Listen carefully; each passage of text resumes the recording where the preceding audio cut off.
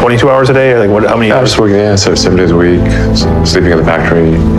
I worked in the paint shop, general assembly, body shop. You ever worry about yourself imploding? Like it's just too much? Absolutely. No one should put this many hours into work. This is not good. And people should not work this hard. They should not do this. It's very painful. Painful in what sense? It hurts my brain and my heart. It hurts. This is not recommended for anyone. I just did it because if I didn't do it, then Tesla, good chance Tesla would die. I don't think you'd necessarily want to be me. It's very hard to turn it off all the time. It doesn't stop. When I was young, I didn't really know what I was going to do when I got older. I think when I was, 5 or 6 or something, I thought I was insane. Because it was clear that other people did not, their mind wasn't exploding with ideas. It was just strange. It was like, and strange. Eventually I thought that the idea of inventing things would be really cool. The reason I thought that was because I read a quote from Arthur C. Clarke which said that sufficiently advanced technology is indistinguishable from magic. And that's really true. If you go back, say 300 years, the things that we take for granted today would be, you'd be burned at the stake for. Being able to fly, that's crazy. Being able to see over long distances, being able to communicate. This is stuff that really would be considered magic in times past. If I can do some of those things, basically, if I can advance technology, that's like magic, and that would be really cool. Were you a little naive when you thought I can easily build an electric car and a rocket? I didn't think it would be easy. Like I said, I thought they would probably fail. But creating a company is almost like having a child. So it's sort of like, how do you say your child should not have food? So once you have the company, you have to feed it and nurse it and take care of it, even if it ruins you. Yeah.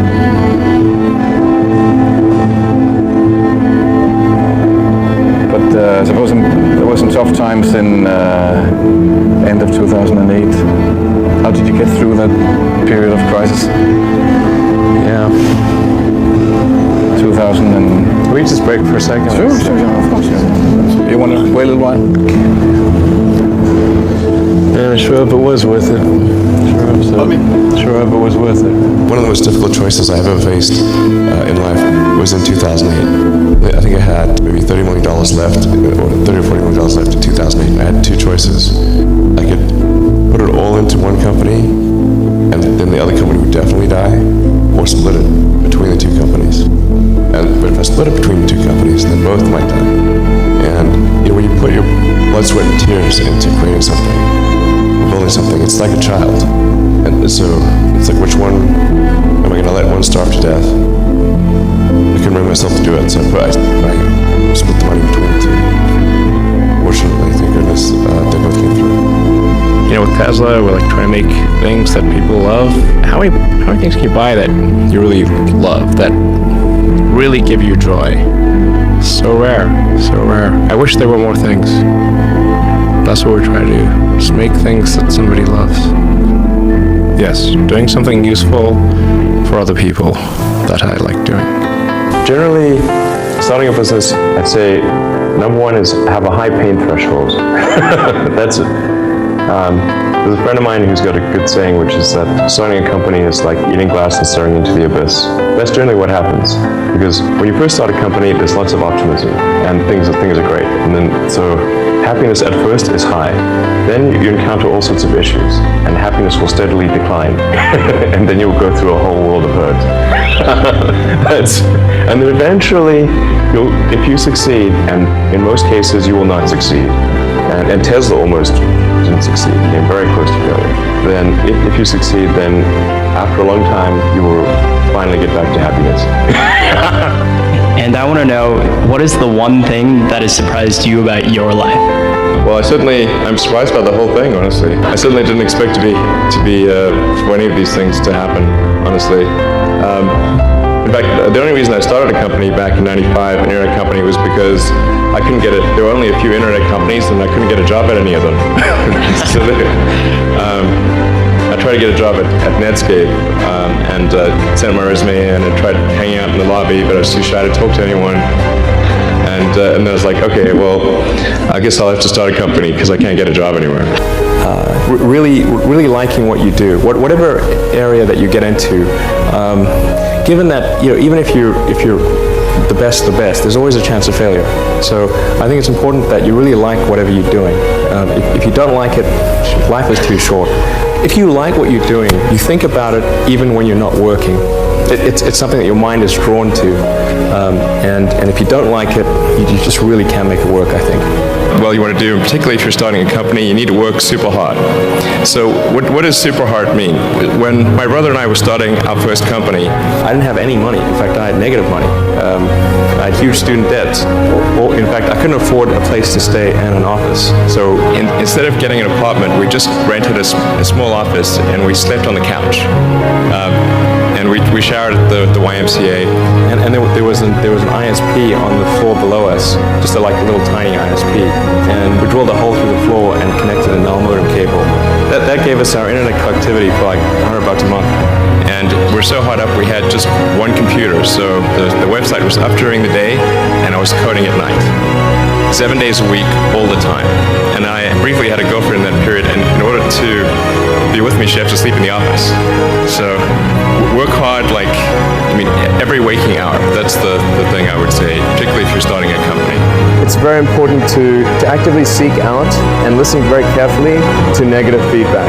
And this is something that people tend to avoid because it's painful. When friends get a product, I say, look, don't tell me what you like, tell me what you don't like. Otherwise, your friend is not going to tell you what he doesn't like.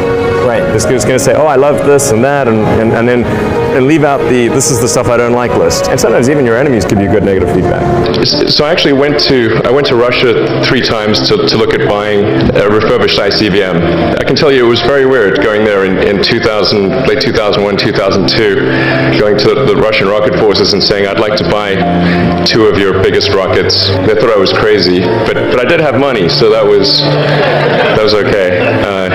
One good friend of mine collected a whole series of videos of rockets blowing up and made me watch those. He just didn't want me to lose all my money. For SpaceX, the first 3 launches failed. We're just barely able to scrape together enough parts and money to do the 4th launch. If that 4th launch had failed, we would have been dead.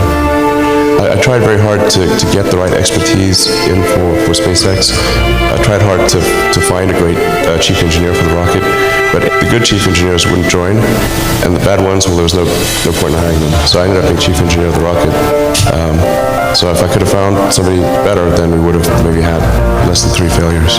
When you had that 3rd failure in a row, did you think, I need to pack this in? Never. Why not? I don't ever give up. I mean, I'd have to be dead or completely incapacitated. You know, there are American heroes who don't like this idea. Neil Armstrong, Gene Cernan have both testified against commercial spaceflight and the way that you're developing it, and I wonder what you think of that. I was very sad to see that because those guys are, those guys are heroes of mine, so it's really tough. No, I wish they would come and visit and see the hardware that we're doing here. And I think that would change their mind. They inspired you to do this, didn't they? Yes. And to see them casting stones in your direction. It's difficult.